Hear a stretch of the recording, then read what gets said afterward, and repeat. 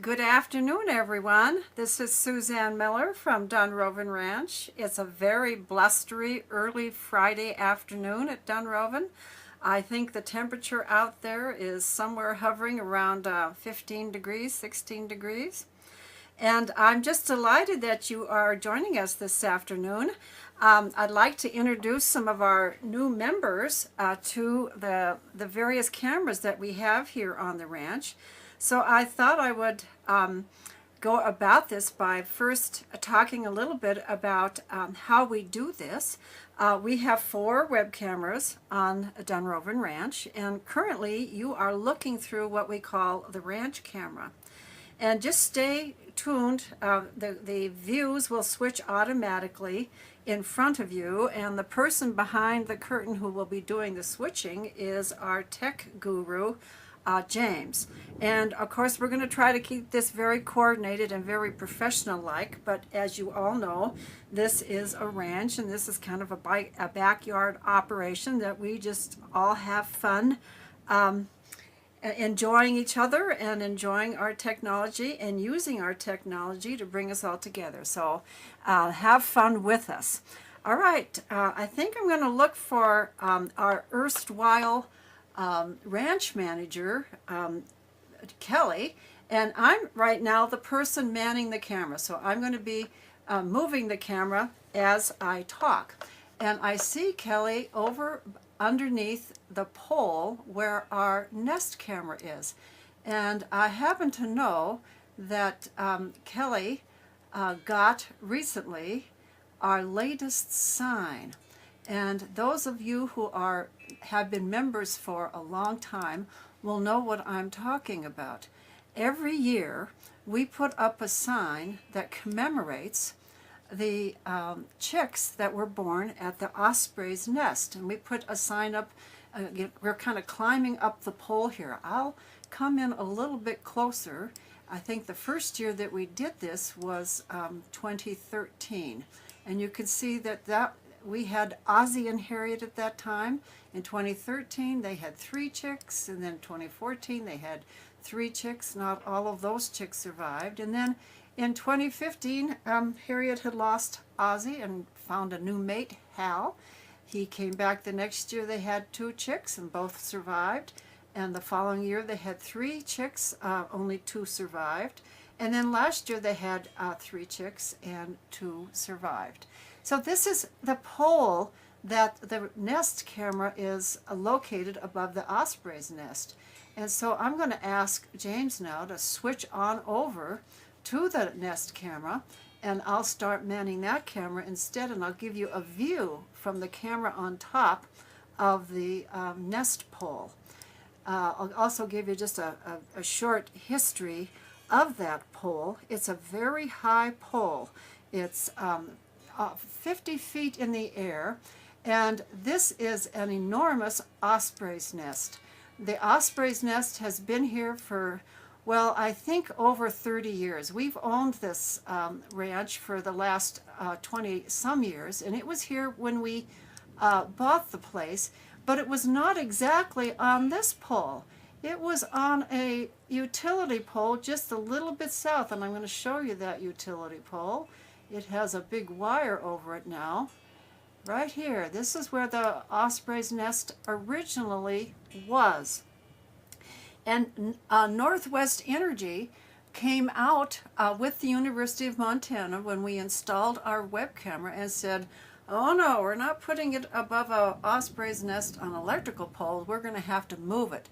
So they moved it about 20 feet. And when they did that, they figured that the osprey's nest weighed somewhere between 350 and 400 pounds. And this is not unusual for ospreys. They take years and come back to the same nest year after year after year. And as you can see, this is a very big, very complicated nest. And actually, I'm kind of glad that I see something right here. There's a piece of cottonwood bark that's hanging from the nest. I'm going to focus in on it. And this is very commonly what the ospreys use. And it happens to be a really perfect kind of nesting material because they strip those those little parts of the inside of the bark, which makes very soft duff. You can see it hanging in the breeze there. They'll bring a big log of cottonwood, and then you can watch them. You'll see this happening this April. They'll strip those inner part and make the nest part, the nice soft nest part. But you can see this is a real work. And during the summer months, you will also notice that the osprey will bring hay from our fields to the top of their nest for their nest bowl, and then a whole bunch of little birds will be setting up their nests in the catacombs of the osprey's nest underneath. It's a very good synergistic relationship, because the ospreys are birds of prey, but they don't eat little birds. They eat only fish. So the osprey's presence keeps the other birds of prey, like hawks that do eat little birds, away. So the nests of the little birds underneath the osprey's nests are safe. So it's, you know, the nest is way more than just a single nest. It's a whole condominium of nests. And then after the ospreys leave, we install these bird feeders. And these are lots of fun because they bring in lots of different kinds of birds. And right now we have a little woodpecker working on the suet of our nest right there, our next bird feeder. Let me see if I can get that in focus a little bit for you here. Yep, that's a little downy woodpecker. And I want to tell you that we get our suet from the food farm on Orange Street. The butcher is a lovely man there who saves the suet for us. And, you know, we really want to encourage people to patronize the Orange Street food farm in appreciation for all the suet that they give us. Okay, so I bet you if we go back to the ranch camera, James, and here in just a moment we'll find Kelly. But before we do, let me take a quick swing around. All of these cameras move 360 degrees. They go up and they go around, and we get good views of the valley from the nest camera. You can see south towards Hamilton. You can see the ski hills on Lolo Peak. The top of Lolo Peak is shrouded in clouds right now. But this is a lovely view very often in the evenings, because you'll see the sunset. Now we're looking directly west, and the sunset's there, and we oftentimes have very beautiful sunsets. And then as we swing the camera north, first we'll have to cross the camera pole. You'll see the pole that the camera's mounted on. And we can go over to what is called our winter pasture and find our horses. So sometimes our nest camera we use to find all of our horses over there in the field. Let me see if I can get these into focus. Yep. And there are our horses in their winter field. You see two light-colored horses kind of in the middle. That's a mare and her son, who's not yet 2 years old. The very light-colored one is her son, and the one that's in front of him is his mother. That's Lady Lanza and her son Augie. Augie was born here, and many people watched him being born. Everybody loves little Augie. He's quite the guy. Okay, James, let's see if we can't switch to the ranch camera and see if I can't find Kelly at work somewhere around the ranch. She's easy to spot today because she is wearing a yellow coat, and that's just perfect for me to find her. Let's see if we can't find her and see what she's doing. It looks like Kelly is feeding lunch to what we call the barnyard crew. And we call them the barnyard crew because year-round they stay near the barn. And these are our ponies and our donkeys, our donkey divas. Let me focus in on the donkey divas. You're going to get to know these guys pretty well. In fact, they have some travel plans. They're planning on coming and visiting our new friends at Brookdale in Missoula.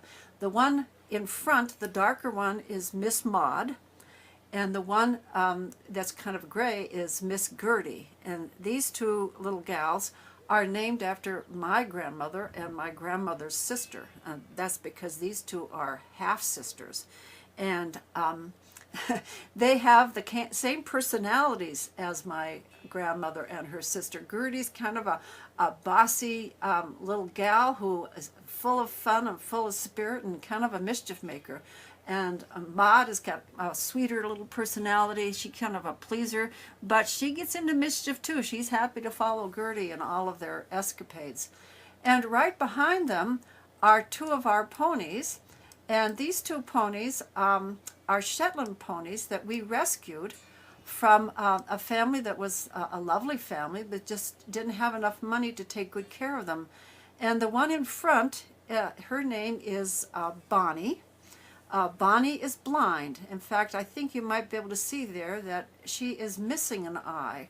She had, I'll see if I can get in on her eye and see if I can show you that she is missing an eye.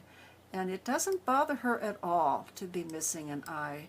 She's completely blind, but her son, who is Clyde right there, takes excellent care of her. And the truth is, I don't know how old Bonnie and Clyde are, but I think that Bonnie is close to being 30 years old, which is, you know, really getting old for a pony. But she just does marvelously well, and all the kids who come to ride at Dunrovin love these two. They're really fun-loving little ponies, kind, take good care of their riders, etc. So that's Miss Maud and Miss Gertie, the donkey divas, and our two Shetlands, Bonnie and Clyde. And there is our ranch manager, and I see that she is doing something that happens at ranches every single day of the year, and that is picking up horse droppings. And she's right behind her own horse, whose name is Crow. And if you come back on Thursday at 2 o'clock, I will introduce you to Crow, and Kelly can talk about him. He's a new horse for her. She lost a long-time horse, and she's just getting to know Crow. She's falling in love with him, and it's just a wonderful relationship is beginning to develop with her horse Crow. So join us on Thursday at 2 o'clock when Kelly can introduce Crow. Okay, let's see who else we can find. I'm going to zip on over the barn and bring the camera on to our two captains. These are ponies. They're actually half pony and half Haflinger horse. A Haflinger horse is the smallest draft horse. So these little guys were a combination of a Shetland pony and a Haflinger draft horse, which means these guys are really sturdy and they pull a beautiful cart. And that's why their names are Captain Lewis and Captain Clark, because they are co-captains. And later this year, this summer, you will see them pulling their cart. Kelly has never driven a cart with two ponies before, so she's going to be taking some lessons. And you guys can ride right along with her. We'll be sure that we have the lessons for Kelly learning how to drive the captains where everybody can watch and see. I've driven them before, and it's very interesting to me because when they're being used with saddles and children, Captain Clark is a little more feisty than Captain Lewis. So under saddle, Captain Clark is the feisty one, and Captain Lewis seems a little lazy. But it's just the opposite when you put them into harness. When they're in harness, Lewis just pulls right out, and you have to kind of keep Clark going to make him do his part of the work. He would kind of lag behind and let Lewis do all the actual pulling. There's a real trick to driving horses. It's different than riding them for sure. Controlling two horses at once, and I can't imagine those great big Clydesdale that are driven with the Bud Light wagons where they have 6 horses and one driver. I've never done that, and it'd be fun to get somebody out here to show us sometime. Maybe we'll try to do that. Okay, the ranch camera is used primarily to show ranch activities. And so behind Kelly and kind of to the west is what we call the north pasture, which is this big area. I'll come in on it so you can see. And nothing's happening there right now, but in the summertime we have a lot of horses there. We also use it on occasion as a parking lot. And then I'm going to skip on over to what we call the south pasture, which is a much larger pasture. And this is one that we irrigate both pastures. You'll see us irrigating this summer. And we split this particular pasture into 4 small pastures and do what we call mob grazing. And that is, we move the horses from one section to the next, and they're almost like lawn mowing equipment. They just eat it right down, and then we cordon it off and we move them and we water. And it turns out that that's the best way for both the horses and for the grass. Horses, if they are left on their own, will always seek out the fastest growing grass, which of course is the new grass, and then the grass becomes stunted. So what we do is we wait until the grass gets high, and then they mow it down, and that reinvigorates the grass to grow more, and then we move the horses so they can't eat it, and they go on to the next higher grass. That's called rotation grazing, and it's kind of a new method, but it works really well. So this is our south pasture, and this camera gives a really good view of the south pasture, and oftentimes there are some fun activities that go on there. Now I'm going to come into our orchard and our garden, and our orchard, it will be a lot of fun to watch this spring. We get lots of beautiful blossoms. We have apricot, cherry, pear, apple, and plum trees there. And then we also have, right along, and I'll show you right here, behind the individual stalls for the horses, which will be occupied in the summer, all our horses will come back, this kind of a crazy fence that has these poles going out over it is a fence for hops. And what we're using the hops for is to create a shade fence every year for the horses. So that the stalls are to the north of the fence, so the fence creates a lovely shade area that's very cool and yet very fresh air. It cleans the air for the horses, and it also turns out that hops have a calming effect on horses. So if the horses take to eating a little bit of the hops, it's good for them, and it actually has a calming effect on them. And finally, I'm going to take you over here to this, what we call a round pen. And you can see Kelly right there pulling her muck cart back over to the tack area. And a round pen is a really important feature at a ranch for training horses. It's used for all equines, and the reason that it's round is that the horse cannot escape the trainer by going and hiding in a corner. Horses are notorious for hiding from their trainer if they don't want to be trained. Okay, let's go from the tack area on over to what we call the activity lawn, which is between basically the barn area and my house. And you are looking now at my house, and I am seated at my desk in my office behind those big trees that you are looking at. We have a couple of arches. One of them is the Dunrovin arch, which we commonly use for all kinds of celebrations and activities. You can see that we have a tree that's still there, kind of decorated for the winter season. And then we have another little arch that connects the two lawn areas. And on this lawn area, we have lots of activities during the summer. This is where we have summer camps, etc. So now I'm going over to what we call the dance hall. And you can see the river behind the dance hall. The dance hall is where people have a lot of weddings, and you will be able to see those this summer. We have about 6 weddings planned so far this summer, and those are always fun occasions.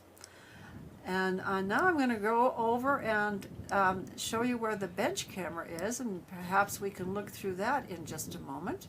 This is our one of our newer cameras, and it is mounted on a pole. And the reason it's called the bench camera is because it sits on this last little high area of the field that breaks over into the forest below it. So it's kind of a bench where people can see what is happening on that part of the ground. So you want to switch, James, to the bench camera, and we can show people what the view from the bench camera is like. We have recently installed some bird feeders on the bench camera.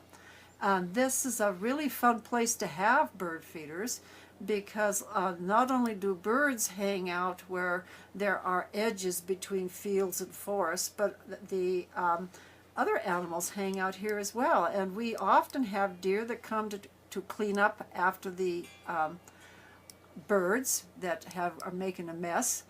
And we have a bird bath that the birds commonly use, and we've seen the deer drink from that as well. And if you'll notice today, we've got a number of red-winged blackbirds. And where did they all go? Just when I went to look, they disappeared. Something or somebody must be coming in their direction, because everything disappeared right at that moment. So the bench camera will give us good views into the riparian forest, and I'll sweep down there. And this is where many of our horseback rides start. So you'll be able to see the horses go off. They will ride through the forest down to the river, and then they'll cross the river, ride on the forest on the other side of the river, and then come back. And again, this is a lovely camera for sunsets, great southern sky views, and another look at our south pasture here, which is more at ground level. Okay, I'm going to take this camera now and kind of walk you down to, oh, there's Kelly. What's Kelly doing? That's probably why the birds disappeared. She's doing her chores. Well, she's going to be filling those bird feeders. And this is a daily event here. We have so many birds coming that these bird feeders need feeding all the time.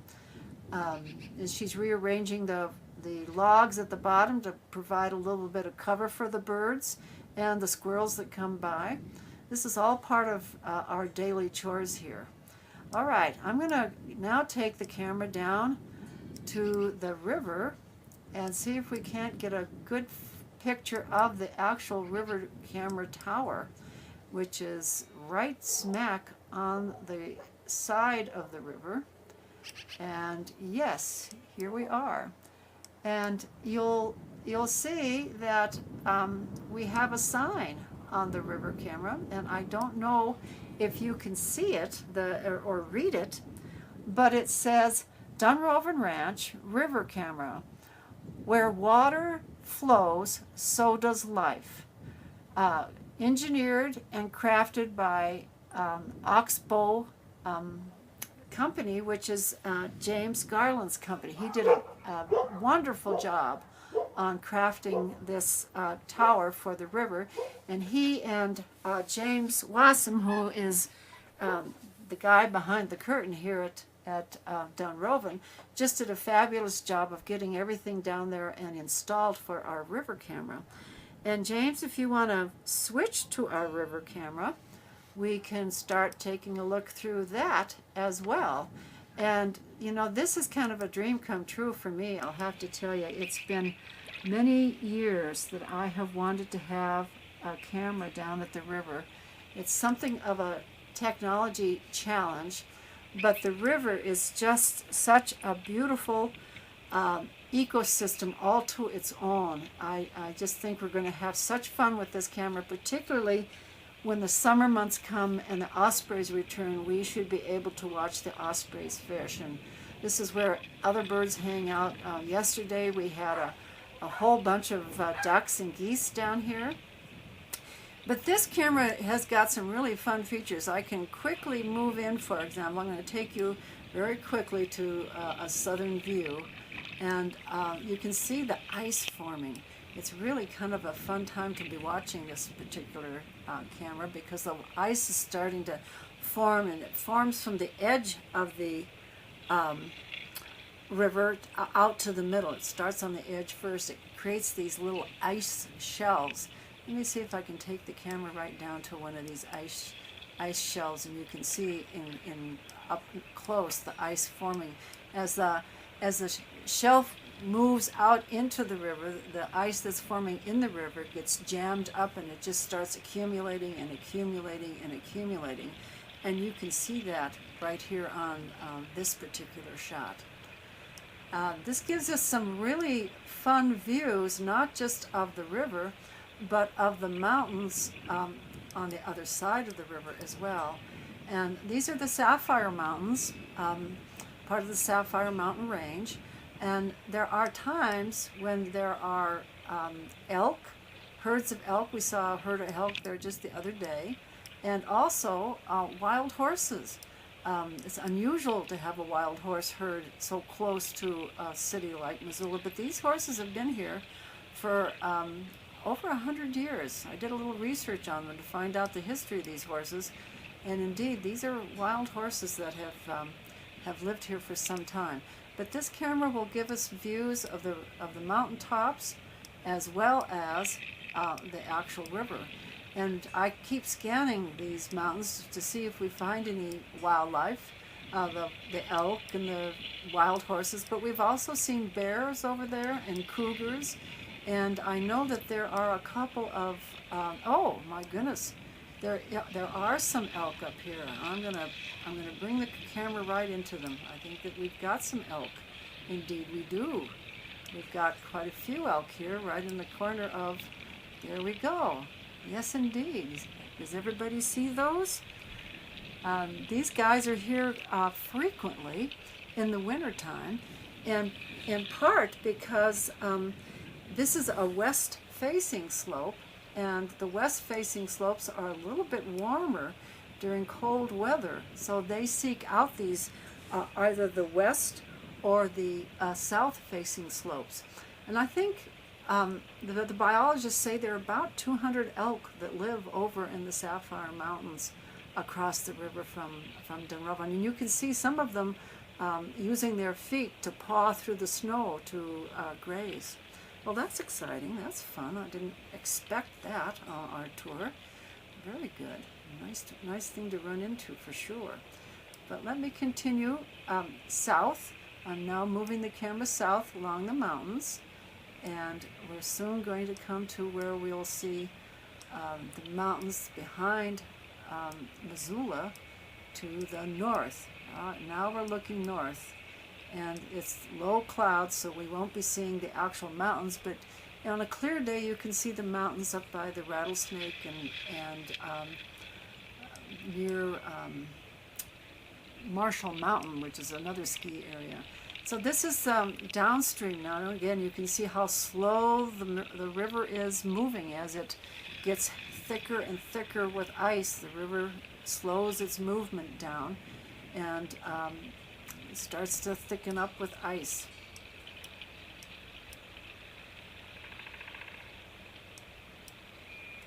I just love this camera. I'm just so thrilled to be able to watch the ice form and to watch the river birds and to get an opportunity to see the elk and the deer. And this is just a dream come true for me personally.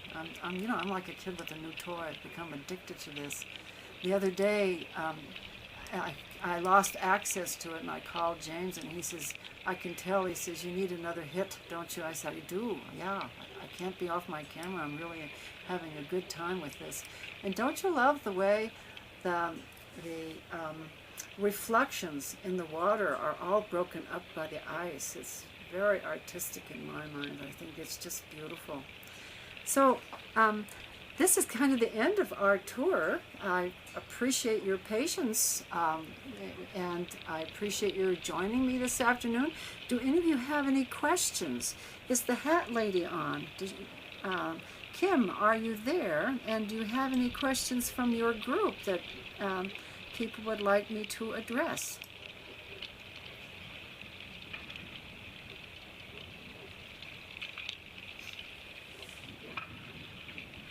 Ah, yes. Celia just mentioned that the river was pink this morning, and this is facing east, and it really has some beautiful sunrises right here. We can see the sun come over the Sapphire Mountains. The moon also comes over the Sapphire Mountains, and I haven't yet gotten a good shot of the moon coming up over the mountain, but I'm waiting for that. It's been kind of cloudy since we've put up the camera, and so I haven't gotten a good moon shot yet, but I have had some good shots of the sunrise. Well, okay, Kim, I see that you say you have no questions, but I just wanted to shout out to our new members at Brookdale. I'm really loving having you on board. Oh, Paula suggests that I point out where our horses go across. That's a good idea, Paula. Thank you for mentioning that. The horses will be going across the river in two different places. Okay, so from our ranch, they first head south, and they go across the river almost where you can't see from the camera anymore. You'll be able to see them, but they'll be really small. And it's right up here where the horses will cross the first time, on the other side of this little peninsula. And you'll see them, but they'll be kind of small. But on the way back from our rides, the horses will come back very close, and you will be able to see them very well. They come back to a beach right on our property, and this is where they start their coming back is, let's see, did I miss it? Better come back here a little bit and get my, here we go. I moved too fast for myself here.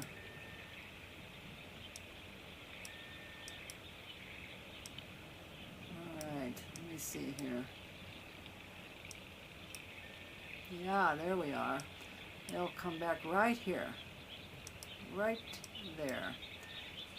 Right beneath the large pine tree that you see across the river, and they will end up right where there are a couple of ducks right now. And let's go over and see these ducks. This is where the horses will come out of the water, right exactly where those ducks are right now. And what kinds of ducks do we have visiting us right now? We have some diving ducks here. They're getting a little bit of a meal here. Okay, bunch of ducks. Look like mallards. All right. Oh, that's a good idea, Paula. I could talk about the floods. Yes, this spring, the river is a living, breathing organism, and it floods every spring, and it will be a lot of fun to watch from this particular viewpoint. I've never seen it flood from this viewpoint myself, because the water comes all the way up through the riparian forest, and there are times when we actually go canoeing in the forest because there's so much water between the river and our house. And once in a great while, it will flood all the way from just below where the bench camera was, all the way over to the Sapphire Mountains. And it's a really exciting event because, large trees will fall down upstream, and you'll see large trees coming by. I mean, it'll just be like a lake instead of a river. Fast moving too, and deep. Dangerous. Nobody comes during that period of time to visit the river. What other questions do we have? Could you mention about, let's see, love seeing the ducks. Good. Everybody likes the ducks. We do too. Now do I see a Canada goose there, or are they all ducks? No, we've got a couple Canadian geese there as well. Let me see if I can get a little closer view of these geese. Here we got some geese and some ducks. And they're just working the shore there, aren't they? They're pretty, aren't they?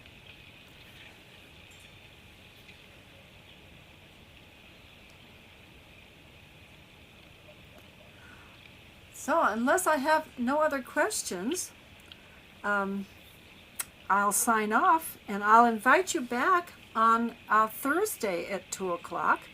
We will talk with Kelly about her new horse, a Crow, and she can tell us what she's learning about him as she gets to know him. She has fallen in love with him, and that's just a wonderful thing. And thank you all, and with that, I'm going to sign off. Goodbye, and we'll see you on Thursday.